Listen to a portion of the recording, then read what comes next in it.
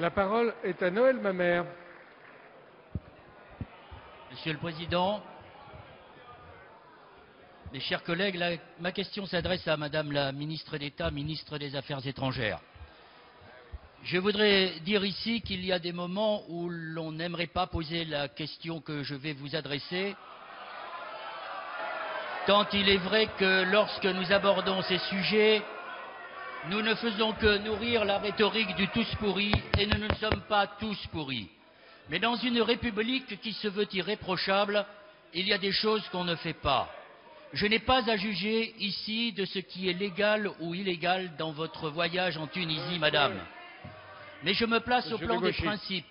Vous êtes au plus haut sommet de l'État, ministre d'État, ministre des Affaires étrangères, et vous bénéficiez des libéralités d'un des plus proches du régime au moment même où ont lieu des émeutes et où quelques jours avant votre arrivée dans ce pays, un jeune homme s'est immolé, donnant le feu vert à la manifestation et à la libération du peuple tunisien.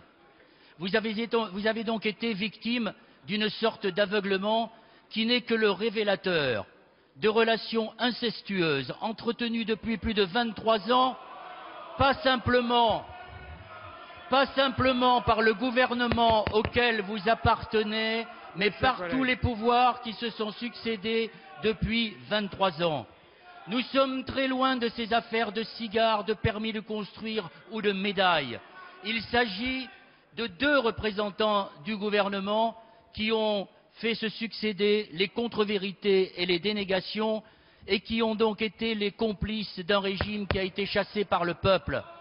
La question qui est en cause aujourd'hui, c'est celle de la légitimité et de la crédibilité de notre politique étrangère.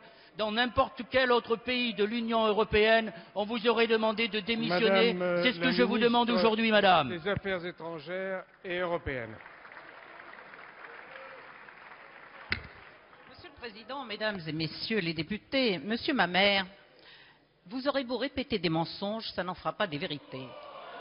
Pendant que vous vous complaisez dans la polémique, moi je travaille, et je travaille avec le gouvernement pour aider la Tunisie autant qu'elle le souhaitera.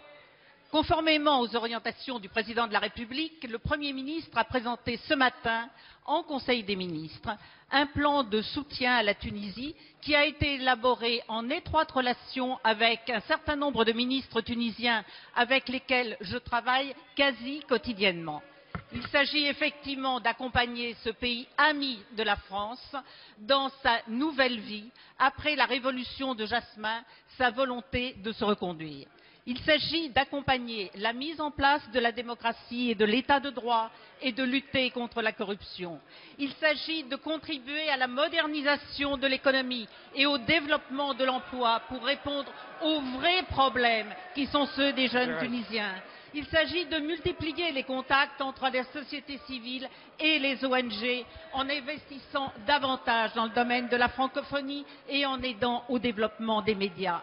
Ce plan va être conçu en plein accord avec les autorités tunisiennes et d'ailleurs plusieurs ministres français vont se rendre la semaine prochaine pour discuter avec les Tunisiens de sa mise en œuvre. Les événements qui se passent dans le monde arabe nous imposent de changer de grille de lecture à l'égard des pays proches et des pays amis. Leurs aspirations à la liberté, à la démocratie, au développement économique et social nous obligent. Nous avons une responsabilité envers eux. Nous l'assumons. Ce ne sont pas vos propos qui répondent aux enjeux de la situation.